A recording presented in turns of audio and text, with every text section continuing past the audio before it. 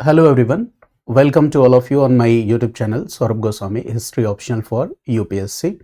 We all know that here we are discussing history optional lectures for English medium students, and this is lecture number 2, but still it is chapter 1. We all know that in history optional, the very first chapter, that is introductory chapter, that we have to study is Advent of Europeans in India, or you can say European penetration in India, and we are discussing the same chapter. We all know that whenever we start a module, for example, in history optional here, paper 2, there are two modules. One is modern Indian history and the second is world history. So here we are starting with a module that is modern Indian history. And in the beginning, we need to develop command over a few basic concepts that are very much needed to understand the complex concepts in the chapter. So chapter 1, Modern India, requires a basic understanding of the introductory chapters of the world history also. And for that reason, in the last lecture, that was lecture number 1, while discussing European penetration in India, I have discussed a few basic concepts. For example, the concept of medieval Europe. I have already discussed it. And in last class, I have told you that the group of Europeans who came to India for the purpose of doing trade and commerce were Portuguese, Dutch, English, French, Danes. These are the important European groups who came to India.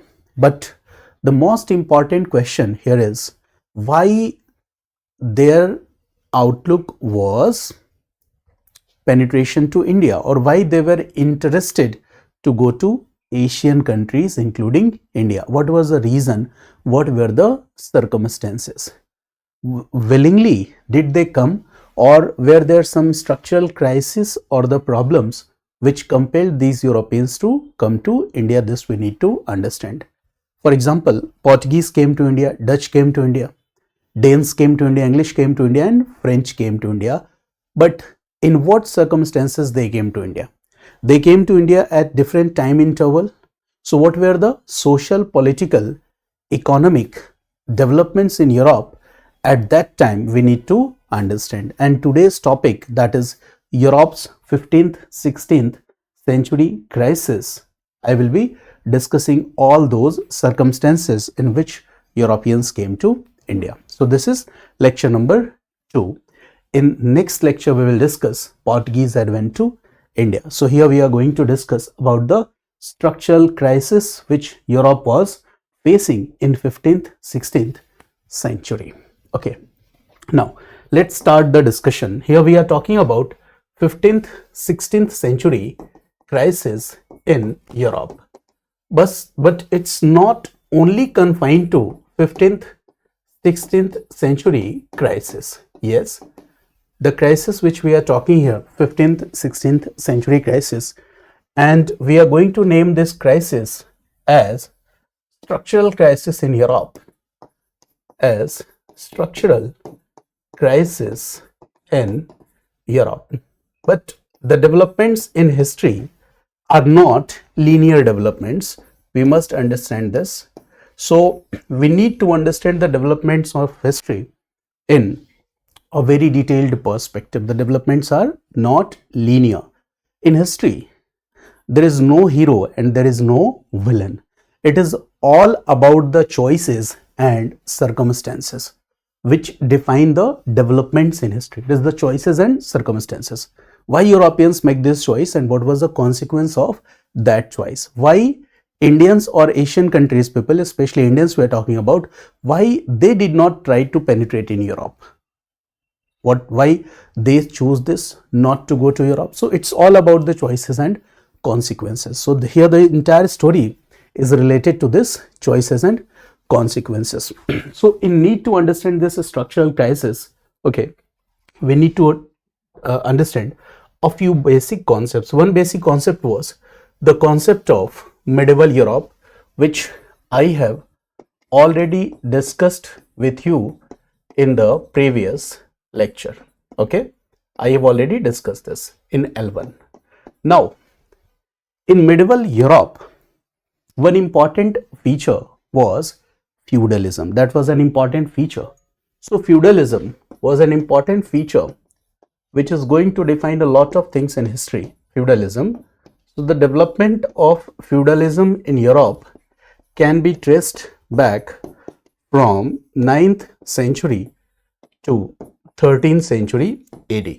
This is the time period where we can trace back the development of feudalism in Europe. Okay, here feudalism, okay, became this feature became more popular in Europe during this 9th and 13th century period. Okay, but after this, what we see after 13th century, it means when we talk about 14th century, 15th century, so what we see, a crisis emerges here that is known as crisis of feudalism. It means 14th, 15th century, people started witnessing the crisis of feudalism. The crisis of feudalism, it means the signs of decline of the system emerges during this 14th and 15th century. Gradually, what we see that centralized monarchies started coming into existence during 15th to 17th century period. Yani ki 15th to 17th century period, what we see the development of centralized monarchies in Europe. This development we see centralized monarchies in Europe, and as a result of this, what we see, there were commercial changes, agrarian changes in Europe during 16th to 18th century.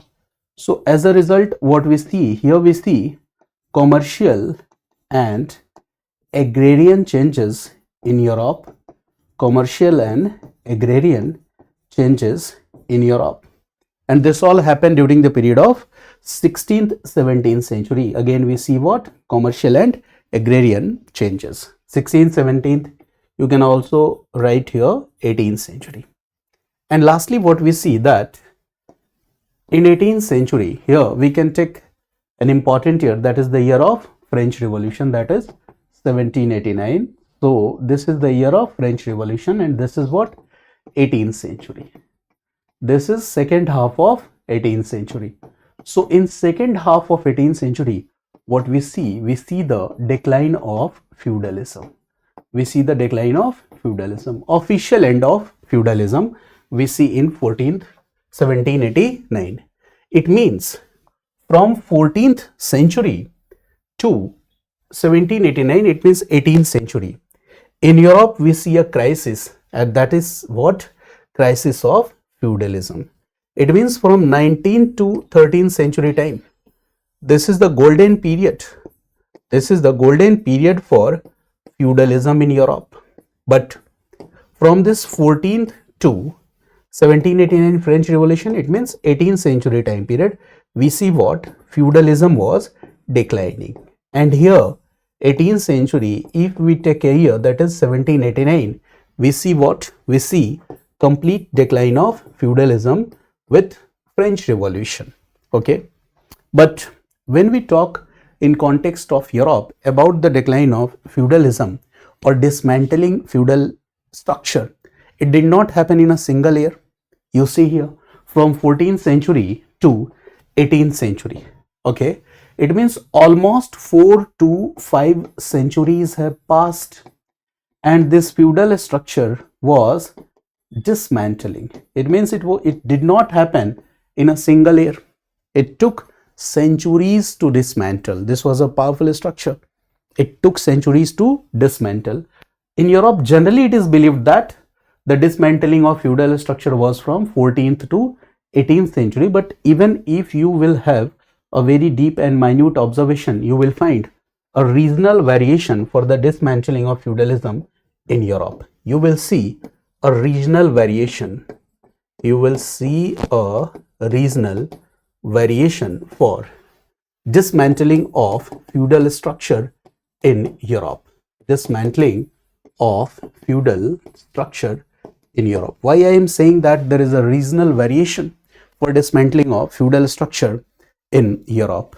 There is a reason, and the reason is here. When we talk about the early decline of feudalism, this is 14th to 18th century, and it means there are two phases: early decline. This is what 14th to 18th century. This is the popular development of the time period. But late decline was seen in countries like Russia, where this feudal structure persisted for a longer period of time. Here, this feudal structure persisted for a longer period of time, that is till 1861, and this is what second half of 19th century. Second half of 19th century. So, in context of Russia, we see the feudalism or the feudal structure persisted for a longer period of time, that is 1861, second half of 19th century. But in general, we used to say that the dismantling of feudal structure in Europe took place between 14th to 18th century, and 1789 was the official marker of the end of feudalism. And why this year is important? You all know that this year is important due to French Revolution. This is a basic thing. Now, during 9th to 13th century AD, feudalism became a powerful structure. What do we mean by this? Look here, that when we talk about feudalism, it means this entire system was based on land, cultivation on land, ownership over these lands. It means agriculture was the most important part of economy. And there was a manor system in Europe. There were manors where you see that there were feudal lords. There was the practice of serfdom. It means unfree labor was there. There was a practice of serfdom. Okay. There was a small church-like structure within the same village community. It means it was like a village community. Manorialism. Manors were having a village kind of economy where each and every requirement of these manors is fulfilled from within. They don't need anything from outside. It means the economy was more or less like a self-sufficient village economy. Whatever they needed, they used to produce it. Okay. There were serfs, there were feudal lords, and there were the representatives of church also. It means when you look at the structure of the manor, you will find that in a small area, there is a castle, there is a feudal lord's house that is made up of stone. There are serfs or the peasants living in the same village. They are living in the huts, and there is a place where the people used to offer their religious prayers, and that was the church. And there was a religious person known as Pope or church representative in that church. Okay, the people were producing, the serfs and peasants were producing. The ownership of the land, majority you can say, in major part of ownership of the land was with the feudal lords. Some peasants were the owner of lands, but generally what we see that the feudal lords were the owner of the lands. Majority of the peasants were landless peasants, and there was the practice of serfdom, unfree labor. It means these peasants or the serfs used to work for their masters, and this was a generational social structure. It means if you are the son or daughter of the peasant, okay, so automatically what you will have to do, you will have to obey the feudal lord, and this system will be practiced from one generation to another generation. If you are serf, unfree labor, slave for the feudal lord, your sons and daughters will also be the slaves. And the agriculture surplus, the major part of this agriculture surplus was concentrated in the hands of the feudal lords, and in this way these feudal lords were, you can say, the rich social groups in Europe. This was a basic structure. But this manor system or feudalism dismantled, or it started witnessing the symbols of the dismantling. There are multiple reasons for this. Okay, why this feudal structure dismantled in Europe? There are so many reasons, and we are going to discuss all those reasons that why this feudal structure dismantled. And why I am discussing all this? Because whatever the changes that I am discussing today that will take place in Europe, okay, will pave the way for the Europeans to come to India. And that is, for that reason, it is very much important to understand. This is a world history lecture, basic foundation lecture of world history. But still, if I am starting with modern history and if I have not discussed world history for history optional, so you must be familiar with these concepts, and that's why I am discussing it. Okay, so now there is a important question that why this feudal structure dismantled in Europe.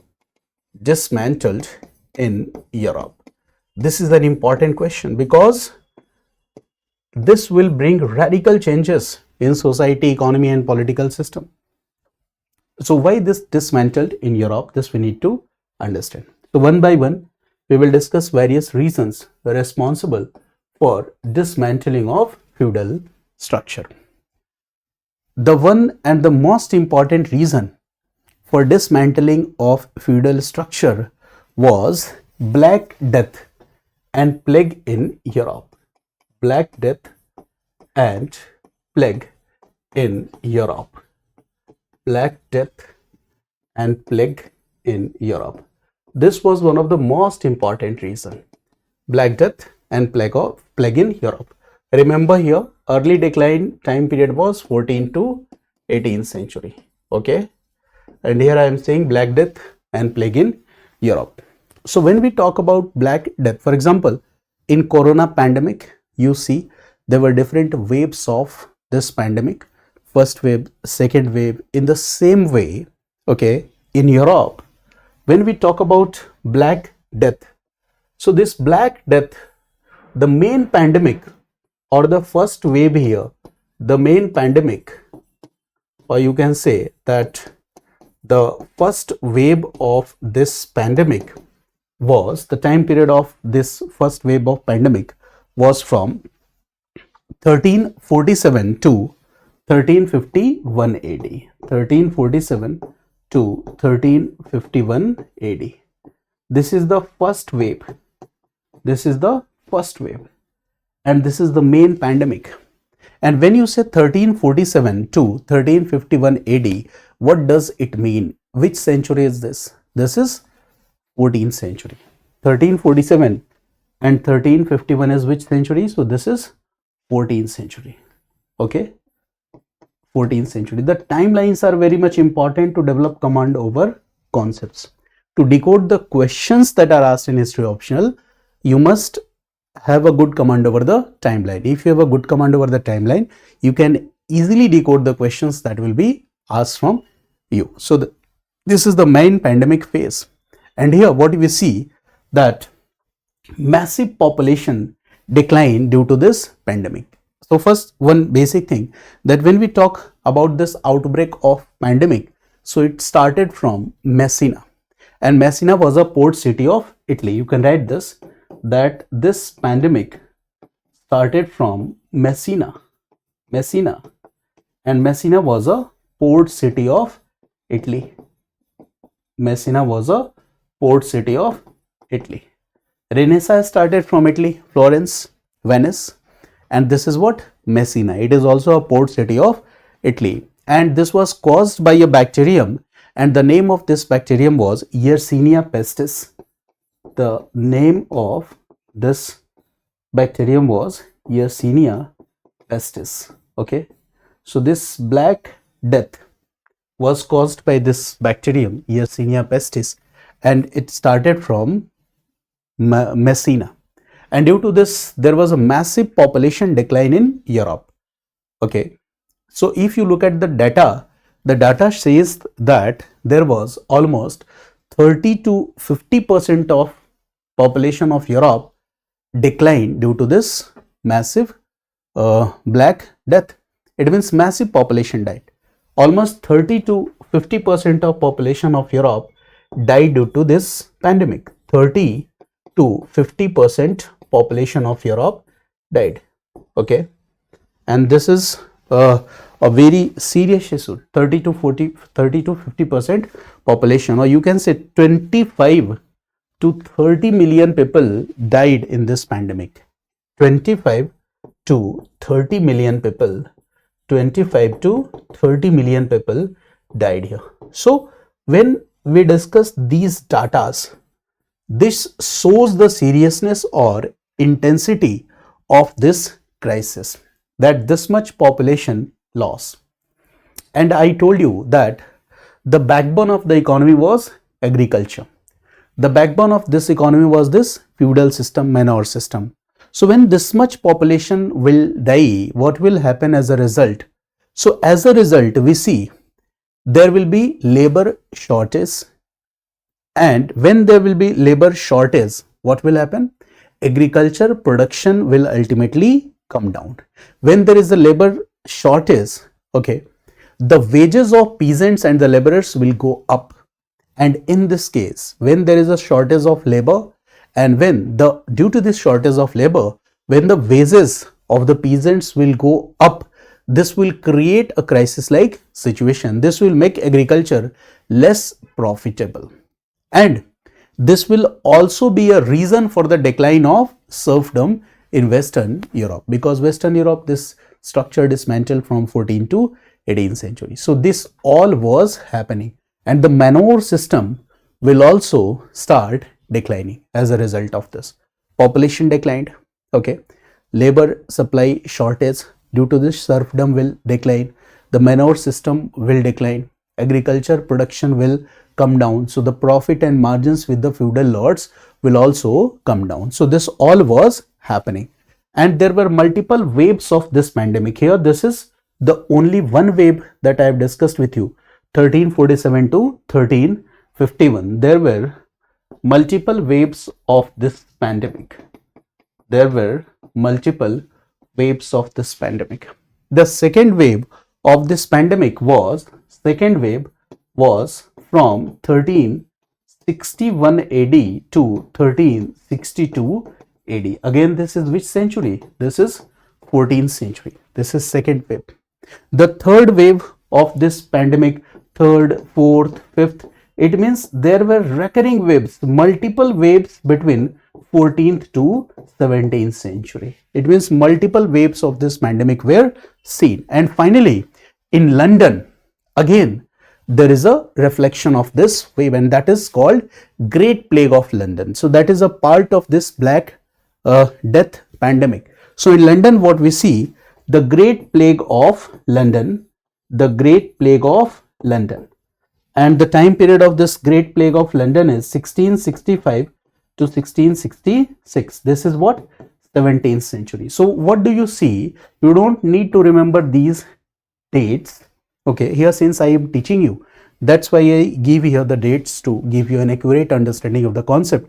Generally, you will have to remember one basic idea, that between these 14th to 17th, 18th century, we see the recurring waves of this pandemic, Black Death, okay, recurring waves, multiple waves. It started from Messina, okay, and the Great Plague of London is the part of this Black Death pandemic.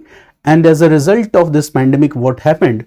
30 to 50% of population of Europe died, or you can say that 25 to 30 million people died, okay, and this will have serious consequences on the economy of Europe, okay. What are the consequences? I have already discussed with you. So this is one important development, okay, between this 14th to 18th century, and this will have an important impact on what? Decline of feudal system or feudalism, because when it is very clear that when manor system or manorialism will decline, देखो, when manor system or manorialism will decline,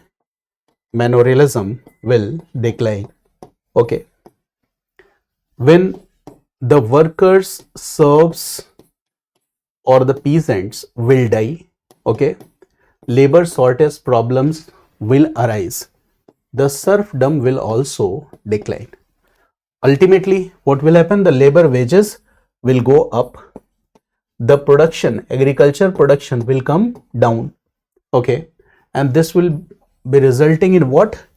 Decline of profit of the feudal lords, the profit which was generated from agriculture and allied activities. Okay, and as a result of this, what we see, decline of feudalism. As a result, what we see, decline of feudalism.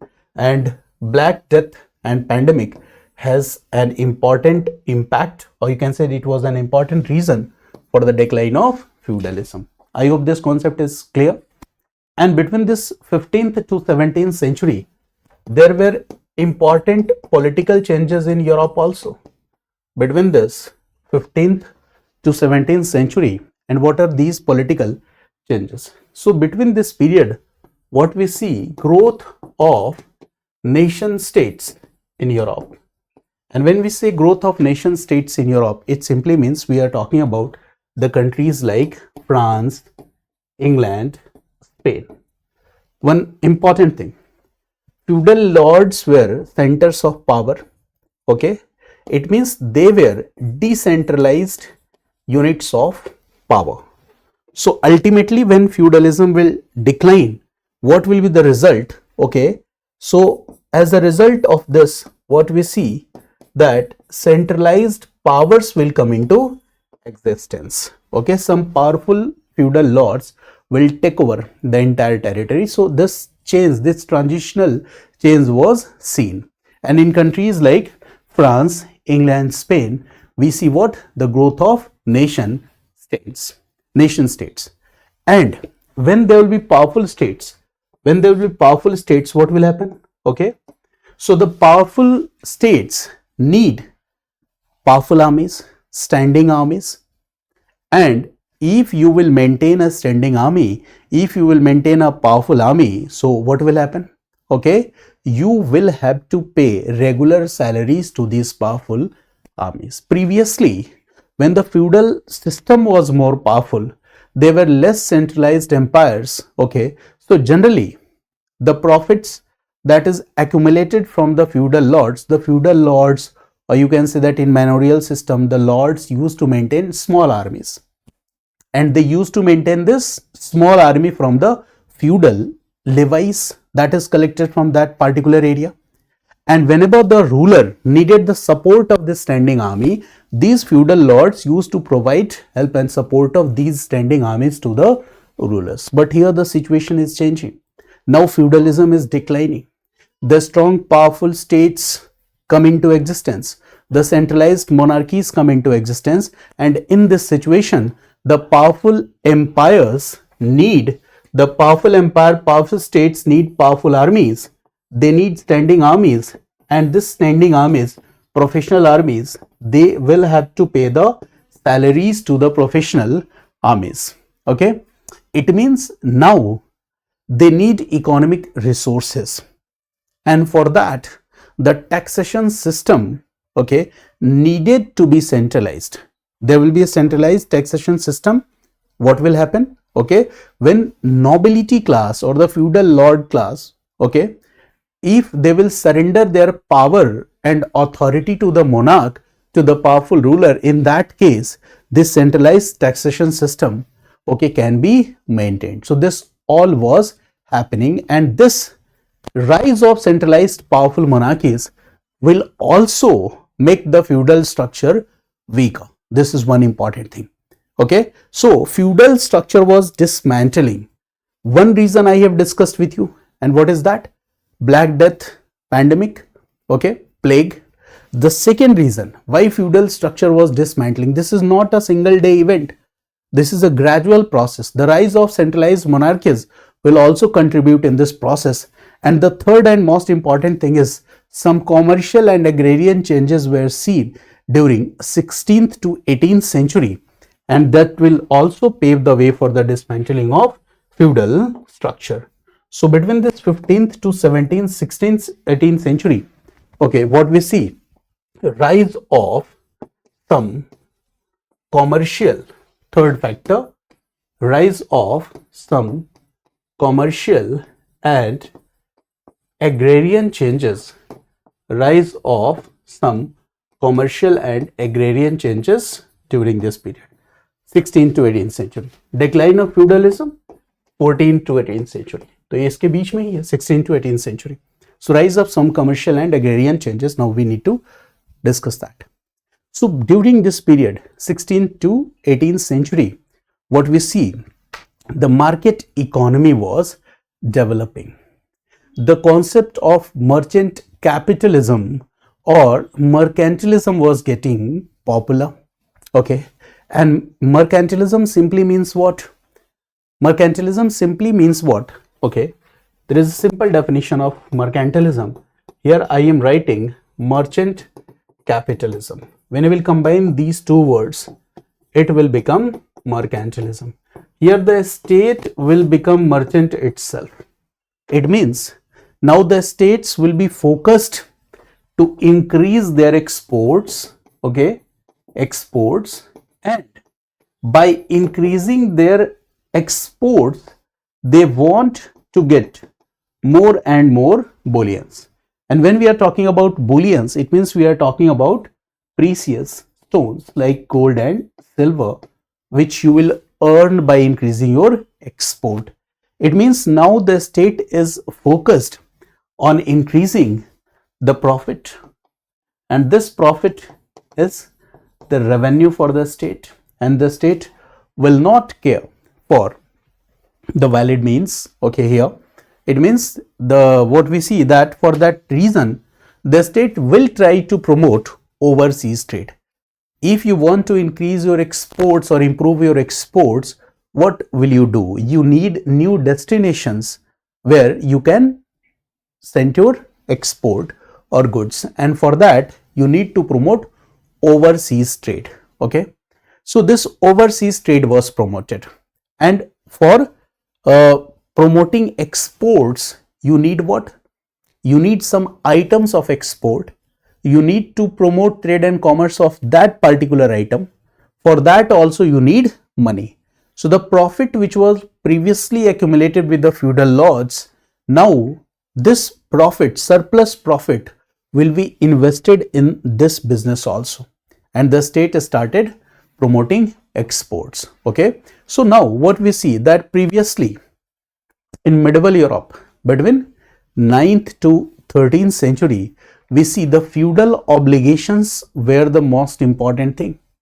But now during this period from 14th to 18th century, we see that now feudal obligations are now replaced with the monetary relations. This is a new thing. And finally what we see that French Revolution 1789, that I told you 18th century, French Revolution year is what? 1789. French Revolution year is 1789, and this is what? 18th century. So finally what we see that French Revolution 1789, it is what? It is the official abolition of feudalism in Europe. Okay, official abolition 1789. But in Russia it persisted longer. In Russia it persisted till 1861, that I have already discussed with you. In French Revolution, we all know, if you have studied world history, you might have read that the National Assembly abolished all the previous feudal dues. Okay, and there was 3-state system, first, second and third state. Okay, so all this division came to end. The people were started talking about, the people in France started talking about liberty, equality, fraternity, so all this. So there are multiple reasons for this decline of feudalism. Demographic crisis, Black Death, plague, okay, rise of a new kind of economy, that is market economy, money-based economy, mercantilism, the growth of nation states, the growth of centralized monarchies, the growth of towns, trade and commerce, centralized states, all these are the reasons. Okay, all are the reasons for the decline of feudalism. Okay, so this decline of feudalism is one reason that the people will do what? They will come to Asian countries to do trade and commerce. The European countries, they will promote overseas trade, and Portuguese, Dutch, English and French, they will come here to do trade and commerce. Okay, this all will happen. Now let's discuss a few more important areas here. Okay, so Black Death I have discussed. The another important development in Europe during this time period was Renaissance. You might have heard about Renaissance. Renaissance.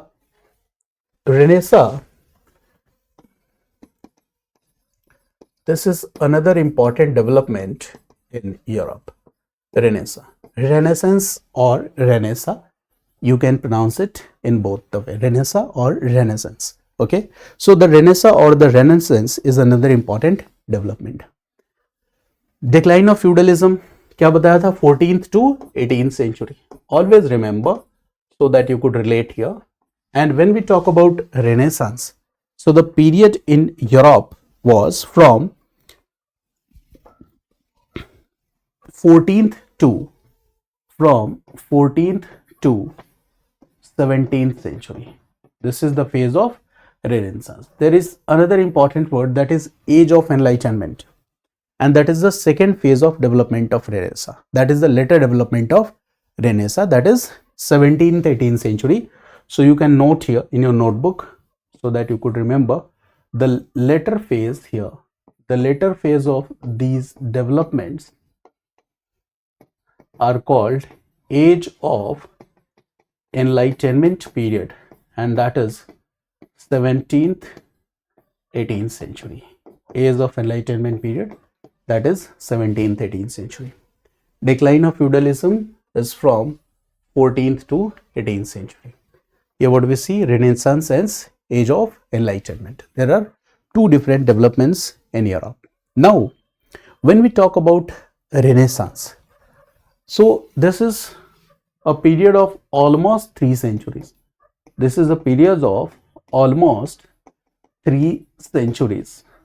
So in order to understand the developments that took place here in Renaissance, the historians have further divided into 3 phases. Okay, and these 3 phases are called Early Renaissance, High Renaissance, and Northern Renaissance. So there are 3 phases of Renaissance. One is Early Renaissance, the second is High Renaissance, and the third is Northern Renaissance. So there are 3 phases here, early, high, and northern. The time period is here. You don't need to remember these timelines, but still I am writing here so that you could understand the development. This is 1300 to 1450 AD. High Renaissance phase is 1450 to 1520 AD. Northern Renaissance phase is 1500 to 1600 AD. Okay, you can write this. Okay, 1500 to, और Northern Renaissance नहीं, इसको 1450 से इसको भी count करते, 1450 to 1600 AD. So there are 3 different phases. Early Renaissance. So we all know that Renaissance started from Italy and gradually it spread to other parts of Europe. Okay, so like Black Death started from Italy, port city of Italy, Messina. In the same way, Renaissance also started from Italy. Why I have divided these 3 phases? Because you could understand the developments in these 3 phases very simply. For example, early Renaissance phase. Renaissance started from Italy. So the early Renaissance is the initial phase. So it started from Italy. The center was Florence. So when we say Renaissance started from Italy, Renaissance started from Florence, we are talking about early phase of Renaissance, which started from Italy, which started from Florence. And the most important idea of the early Renaissance was humanism.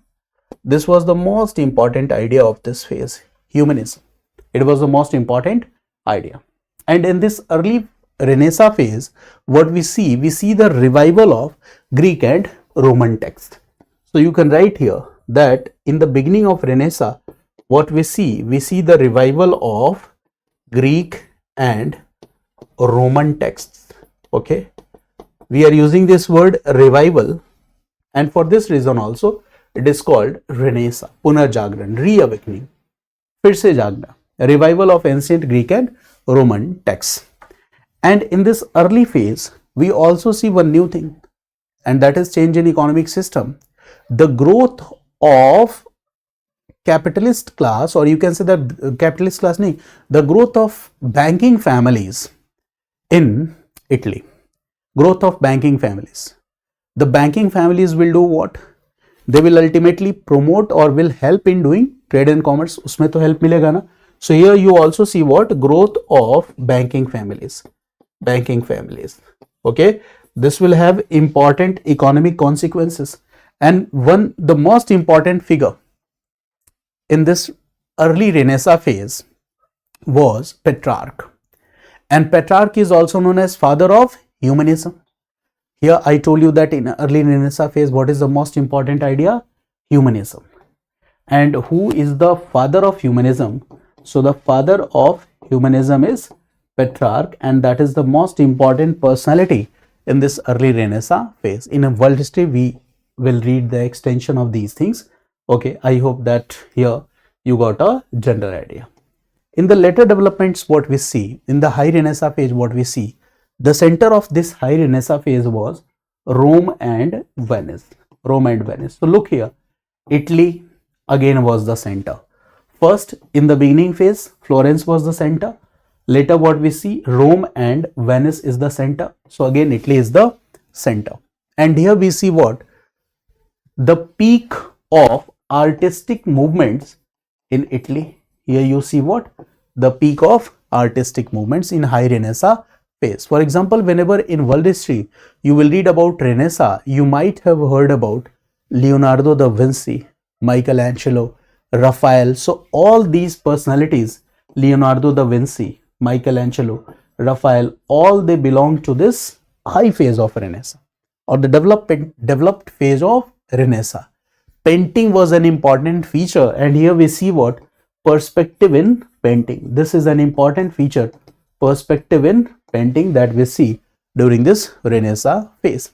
Development of painting, development of architecture, development of sculpture, development of painting, architecture, sculpture, all was seen here during this high phase of Renaissance. And when we say the Northern Renaissance, okay, the development from 1450 to 1600, here we will count the countries like France, Germany, England, France, Germany, England, Netherlands, and other countries. It means the first phase and the second phase, the center was Italy. Here, northern phase mein, it includes the second phase too. The impact of Renaissance was seen in other countries also, like France, Germany, okay, and all this. And here what we see, that the most revolutionary invention in this phase, or the third phase, which you can say that which was very helpful in creating the impact of this Renaissance all over the world, was invention of printing press. That was in third phase. Okay, Johannes Gutenberg's printing press. So here what we see, that Johannes Gutenberg's printing press is the most important marker for the developments in the third phase. Printing press was an important invention. The personalities like Erasmus, Thomas More, William Shakespeare, all they belong to this period. Okay, Thomas More, Erasmus, William Shakespeare, all they belong to this period. So this Renaissance was an important development, was an intellectual revival, was a cultural revival in Europe. Okay, was the revival of ancient Greek and Roman Latins. This Renaissance phase, the idea of humanism became popular. We see the development of art, culture, sculpture, architecture.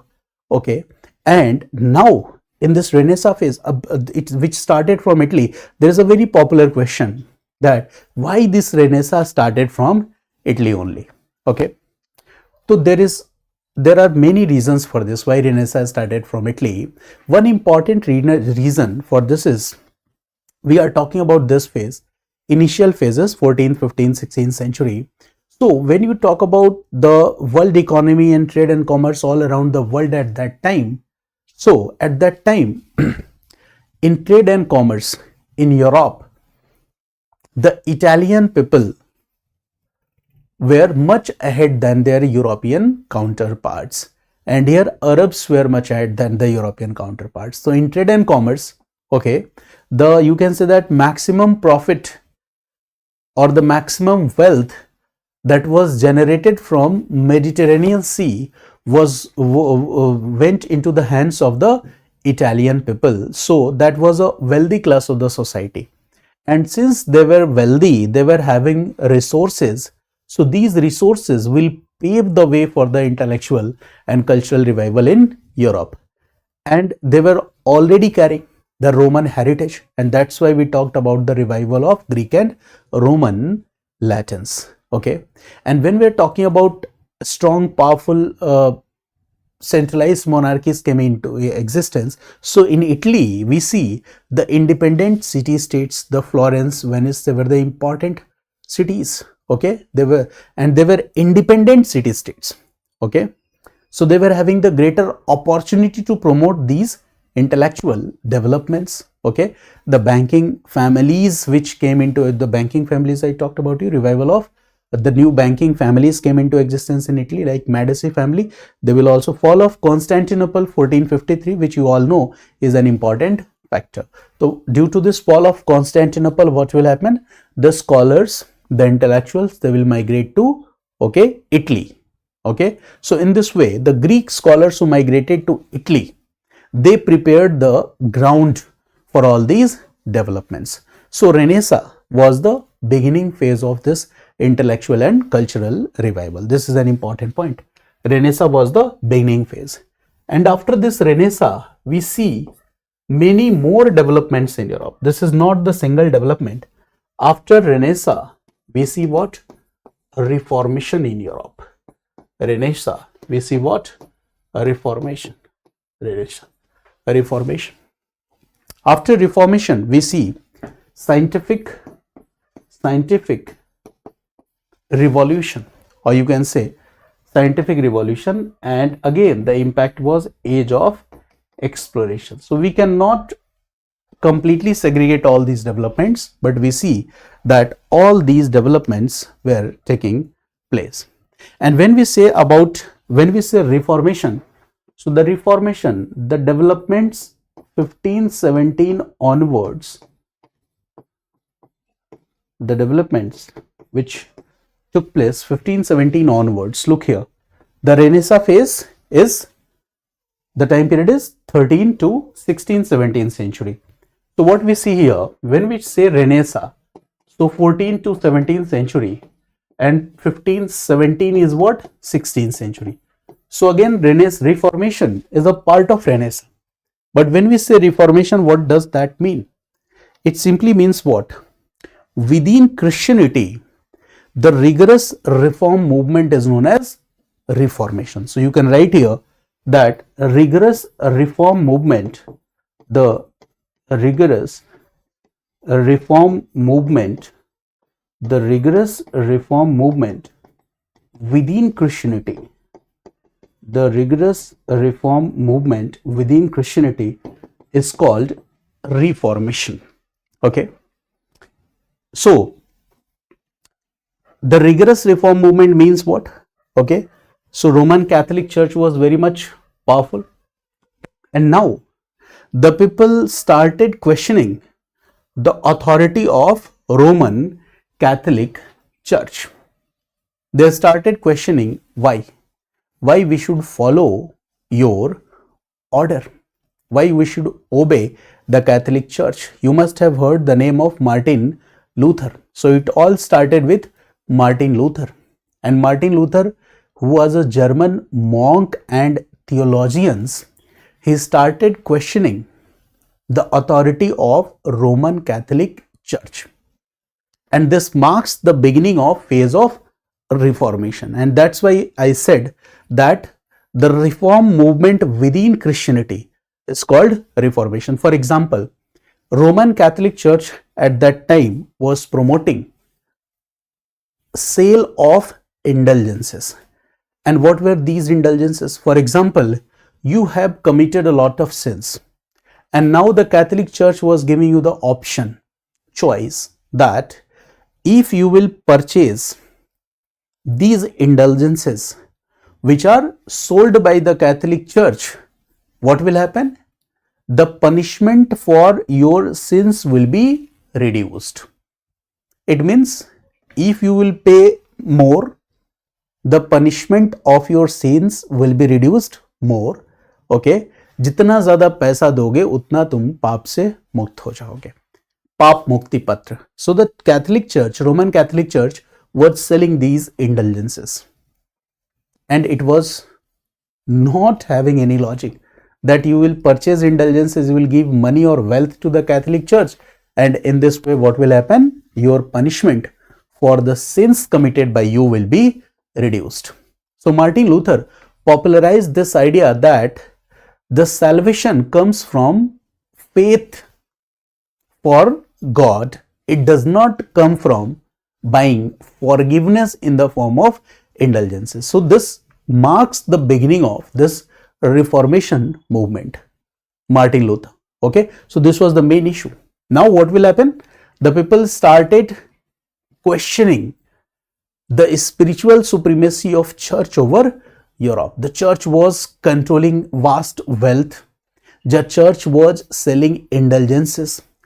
In church, the church authorities were practicing corruption. The church authorities were promoting nepotism. They were claiming that the Pope is ultimate authority.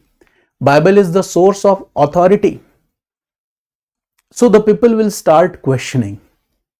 They will ask questioning that salvation, will it come from faith or will it come from the rituals promoted by faith? The people will say that no, the Pope is not infallible. Okay, so in this way what we see that Renaissance, the developments which took place during this Renaissance period prepared the ground of this Reformation movement. People started questioning authority. Individual reasoning was promoted as a result.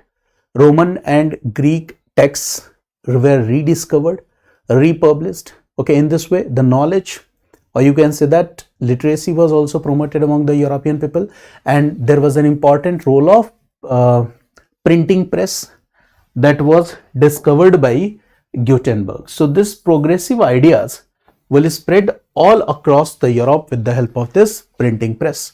So now it was easy to promote these progressive ideas in different corners of Europe. So this is what?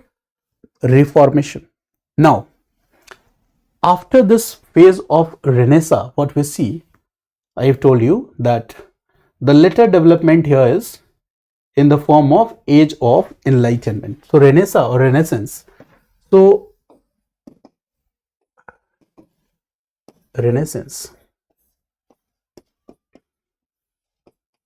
17th century.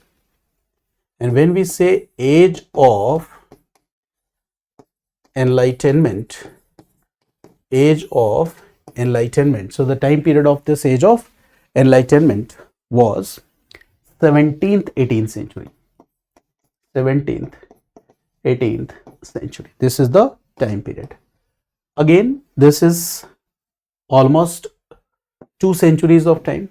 When this Age of Enlightenment was promoted in Europe, there was 2 centuries of time. So in this Age of Enlightenment, again, it was divided into 3 phases.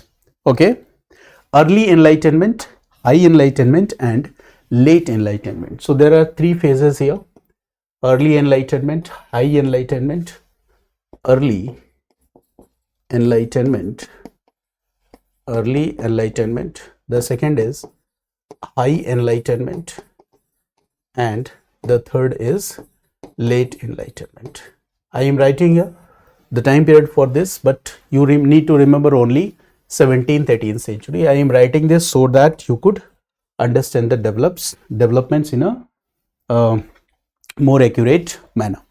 So this time period is 1680 to 1720 AD, 1680 to 1720 AD. This is the early enlightenment phase, and 1720 to 1780 AD, this is the high enlightenment phase, and 1780 to 1800 AD, this is the late Enlightenment phases. So there are three developments here. Age of Enlightenment, simply you can say it was the age of reason. So age of Enlightenment simply means what? If you say age of Enlightenment, it simply means what?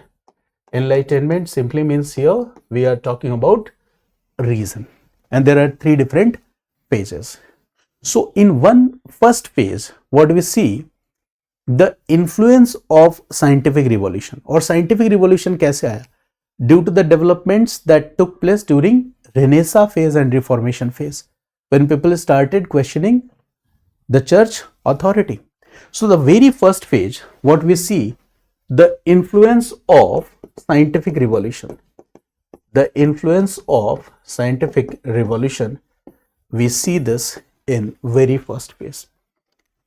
And when we say the influence of scientific revolution, it means we are talking about emphasis on reason, natural law. For example, one most important scholar of this phase was John Locke. And John Locke talks about natural rights. John Locke talks about right to life, liberty, and property. John Locke talks about a government that should be based on the consent of the people. Okay, so this is an important part here. Here, the most important point is scientific revolution. Here, the most important part is what? Reason, emphasis on reason. Here, emphasis on natural law. The most important scholar here is John Locke. Talks about what? Natural rights. He talks about the natural rights, life, property, liberty. He also talks about a government that should be based on the people's consent. Government that should be based on the people's consent. In the next phase, that is the High Enlightenment phase, the center was France. And here you will see important developments. And what are these important developments? For example, okay, rationalism, secularism,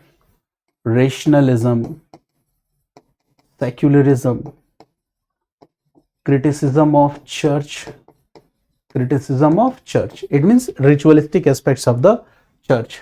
The monarchical system as a political system was criticized, and important thinkers of this phase were the thinkers like Voltaire, Montesquieu, Rousseau, Diderot. Montesquieu तो आपको पता होगा, separation of powers. Okay, so the important scholars of this phase were Voltaire, Montesquieu, Rousseau, Diderot. All these were the important scholars of this High Enlightenment. It's all about the ideas, important developments. Okay, now the thought process was enhancing. Now the third important phase was those ideas which influenced many important revolutions. All were the part of this third phase. For example, an important scholar of this third phase was Immanuel Kant. Okay, Immanuel Kant. He was an important scholar of this phase. For example, all those ideas, important revolutions here, simply you can write here French Revolution, 1789, American Revolution, 1776 to 1783. So this revolution was inspired by progressive ideas. So all those progressive ideas that took shape here, okay, will be kept in the third phase. In general, what we can say that the age of enlightenment simply means what? Reason. And here what we see, a lot of ideas came into existence that paved the way for constitutionalism, that paved the way for the democracy, that paved the way for the progressive rights like the liberty, equality and fraternity. Okay, so I hope that you have understood this. So when we talk about Renaissance, it simply means we are talking about cultural revival, intellectual and cultural revival reawakening, revival of ancient Roman and Greek texts. When we talk about enlightenment here, we talk about the real intellectual revolution that came into existence. Okay, so Renaissance and age of enlightenment. Renaissance is the first phase of development and age of enlightenment is the second phase of development. In Renaissance, what we see, revival of all good things from the past. In second phase, what we see, reason, ideas and intellectual revolution. Overall, all this was a phase of intellectual revolution. Okay, so when you look at the Europe during this phase, it means 14th to 17th century, 14th to 17th century and 17th 18th century, Renaissance and age of enlightenment. Don't you think that in this phase the developments that took place in Europe made Europeans, okay, more smarter, more scientific? Okay, the scientific revolution took place. Scientific revolution 16th 17th century, it is all the result of this Renaissance, this phase of Renaissance. Scientific revolution से क्या होगा? For example, scientific revolution, let's discuss this idea also, scientific revolution. So scientific revolution, यहीं पे लिखता हूँ, scientific revolution. So when you say the time period of scientific revolution, it was from 1543 to 1780. देखो scientific revolution कभी खत्म नहीं होता, अभी भी है, but generally it is counted as a period from 1453 to 1700. Why this special year 1543 has been written? This is what? 16th century. This is what? 17th 18th century. Here we are writing a particular year 1543. What is the reason behind this? Okay, so the scientific revolution, the beginning of this revolution, or you can say that the event that marked the beginning of this revolution was the heliocentric theory given by Nicholas Copernicus in 1543. So in 1543, what we see, the Nicholas Copernicus gave the heliocentric theory, and this marks the beginning of scientific revolution in Europe. And why this theory is important? Okay, so before this theory, the church supported the idea that earth was at the center of universe. Catholic Church, Roman Catholic Church was supporting this idea, and you could not question the authority of the church. And now what is happening in 1543? This is 16th century, Renaissance phase. What we see? People started questioning the authority of the church. Now Nicholas Copernicus challenged this geocentric model. He said that sun is at the center of universe. Sun is at the center of universe. This is what? Heliocentric model. So this marks the beginning of the phase of scientific revolution. Gradually what we see, the Kepler came with the idea of law of planetary motion.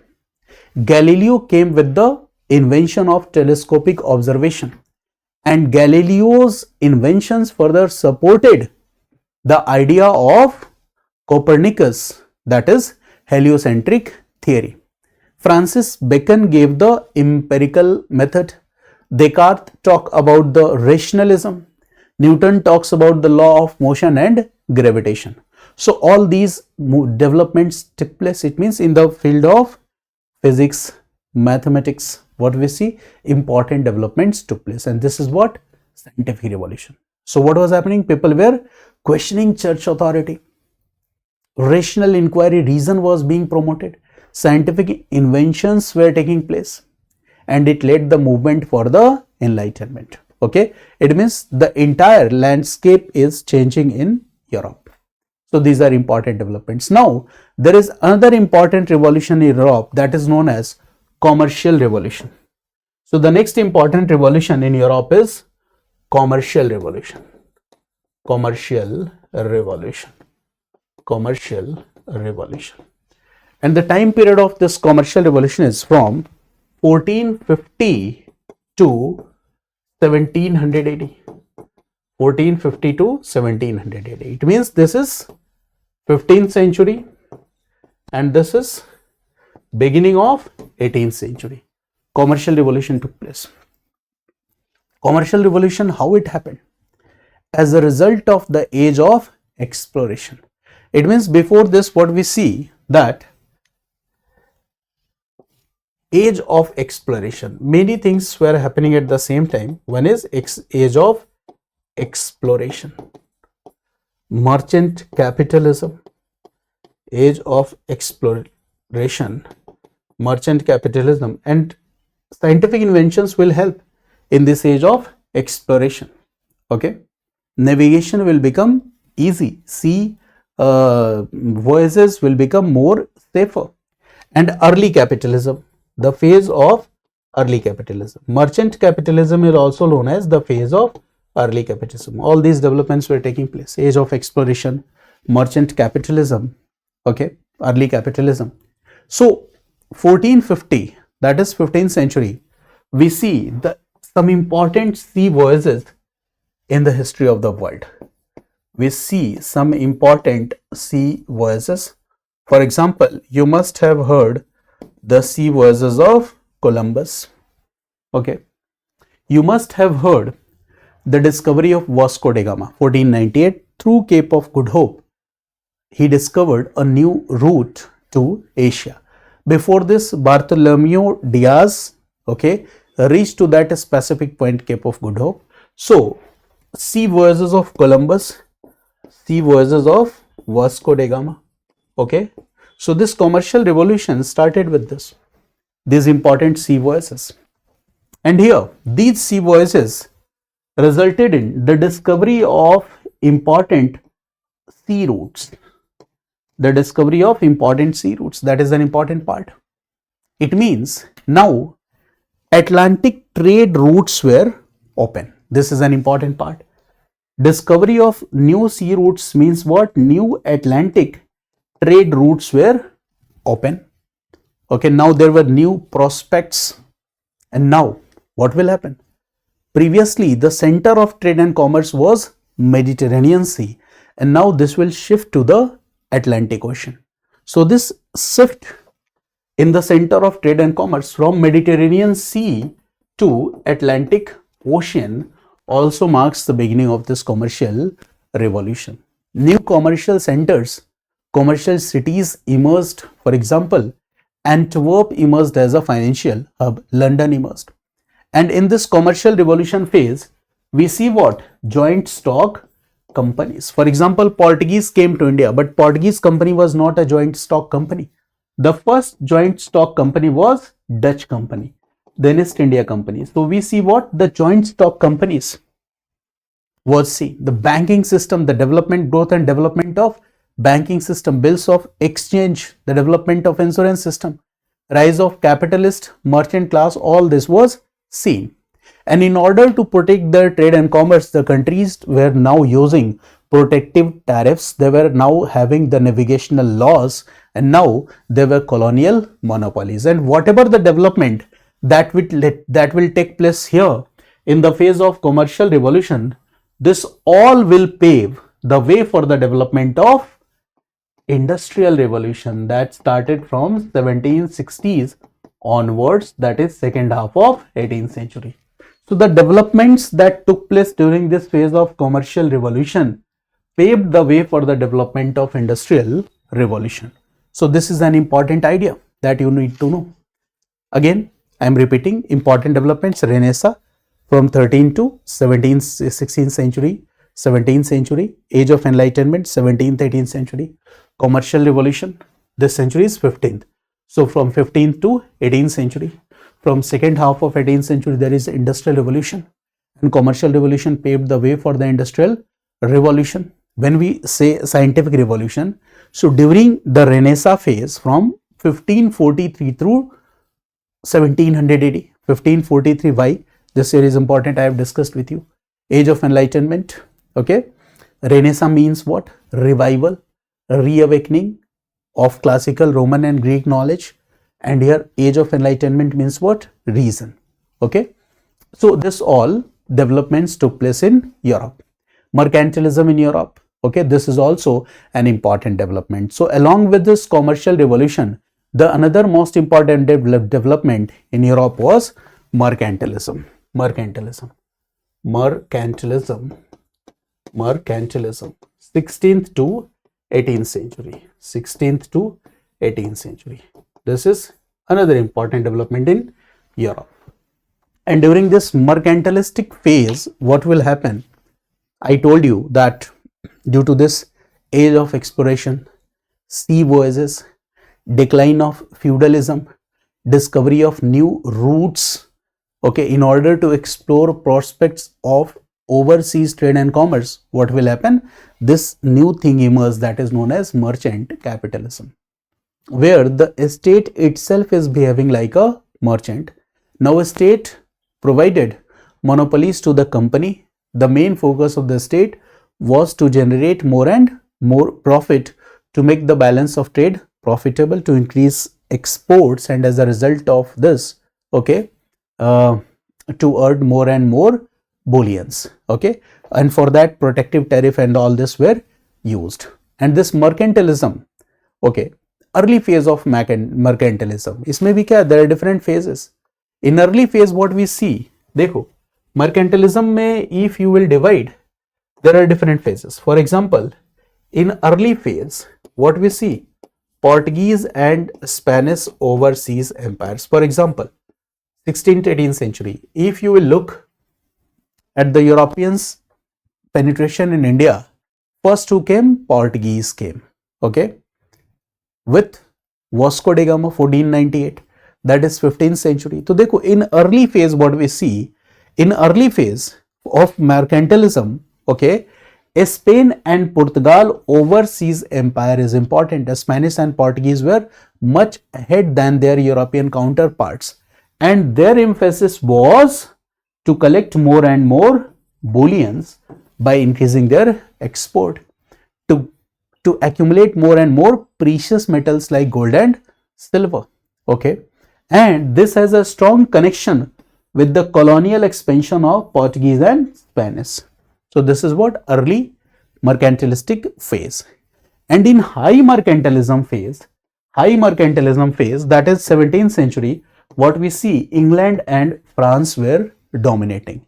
England was much ahead, okay. High phase of mercantilism, what we see, England had established control over many colonies all over the world. Now the state was controlling the trade policies of those colonies where they were protected, where they were present. The protective tariff and monopolies were promoted as a result. This all was happening. But this mercantilism started declining after 18th century. And what was the reason of that? The mercantilism started decline. You must have heard the name of Adam Smith. Adam Smith, year 1776. The book was Wealth of Nations. And in his book, Adam Smith talked about free trade.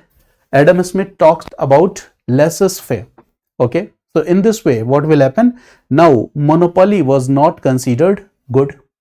The people were started advocating about what? The free trade must be promoted. Protective tariffs must be ended, means these kind of progressive ideas were being promoted. So as a result of this, okay, the mercantilism came to an end, okay.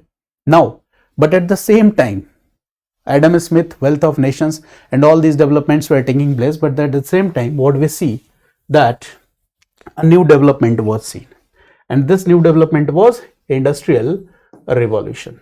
For example, 1760s to 1840, this is the first phase of Industrial Revolution.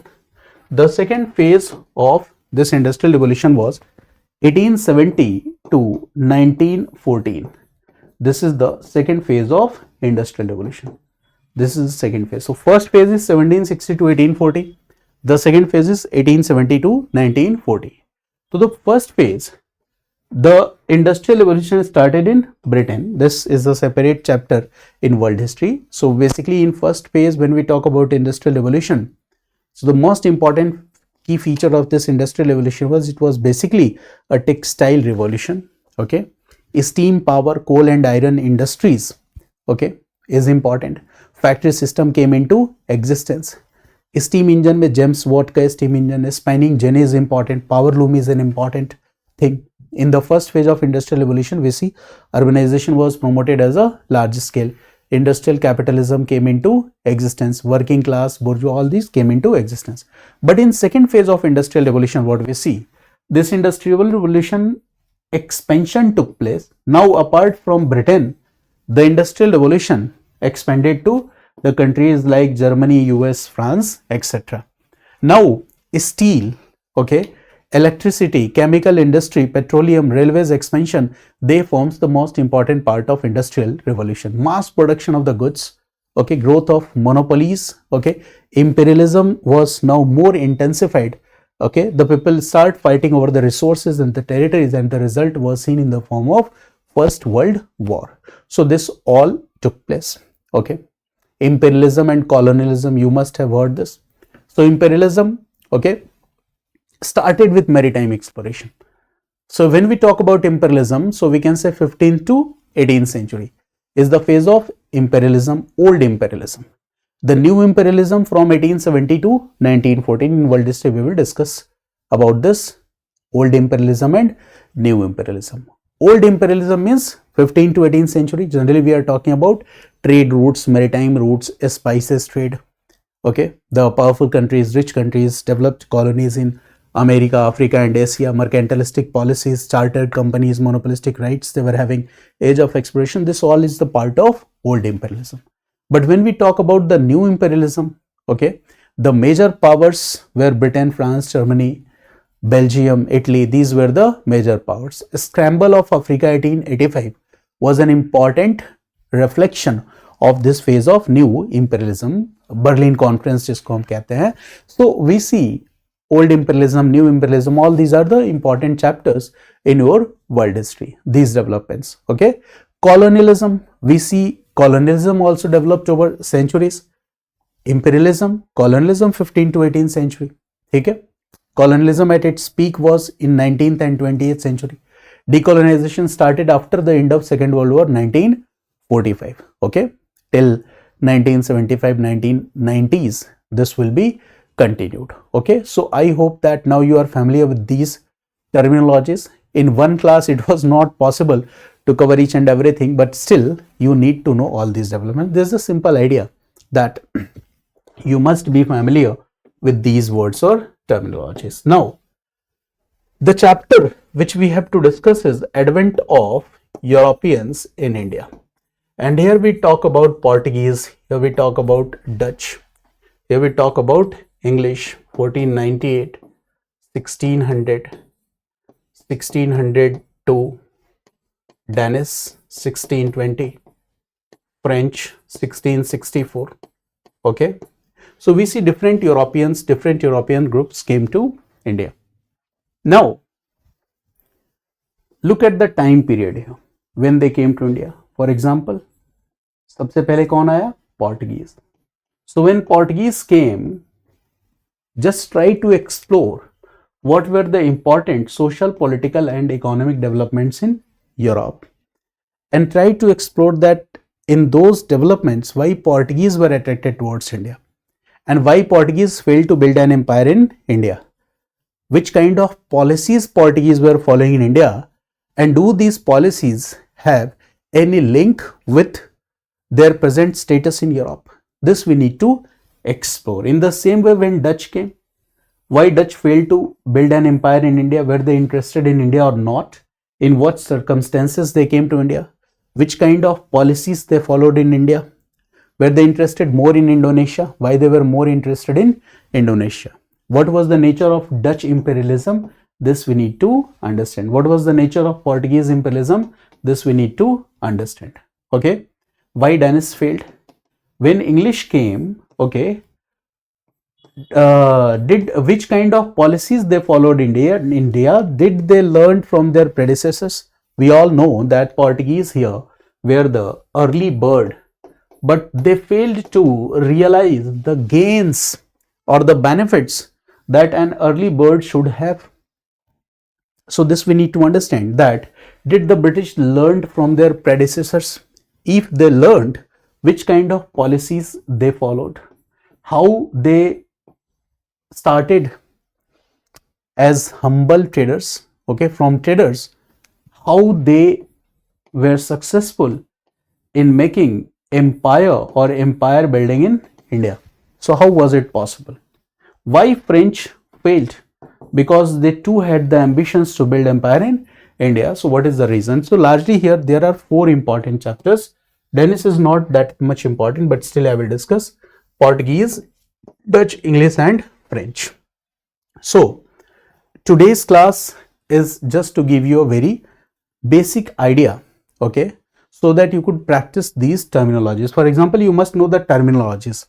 While writing answers, you must use these keywords, okay, and this makes your answer more, you can say that, interlinked, okay, and in this way the probability of getting more marks. Now here what I want to say here is that the important keywords that I discussed in today's class, a general idea, not a specific, a general idea about the phases, about the developments or the periods you must have, okay, because many developments, many of these developments are overlapping developments, and when you understand these overlapping developments, and while writing the answer from Portuguese chapter or Dutch chapter, generally questions are asked from Portuguese, English and French. So while writing these answers, if you will integrate those overlapping developments that were happening in Europe with the developments in India in your answer, okay, so your answer will be more interdisciplinary in nature, and in this way, okay, the scope of getting better marks, okay, is maximized here. So I hope that you understand the idea. Watch today's class, make a simple notes of important keywords, important developments, basic ideas, okay, and from the very next lecture I will start with the Portuguese developments, okay. So for today this much is sufficient. In next class I will discuss Portuguese advent in India, okay. So again, many of these concepts which are overlapped will be repeated in that class. I hope you have understood this lecture. Thanks for watching the video, and see you in the next lecture.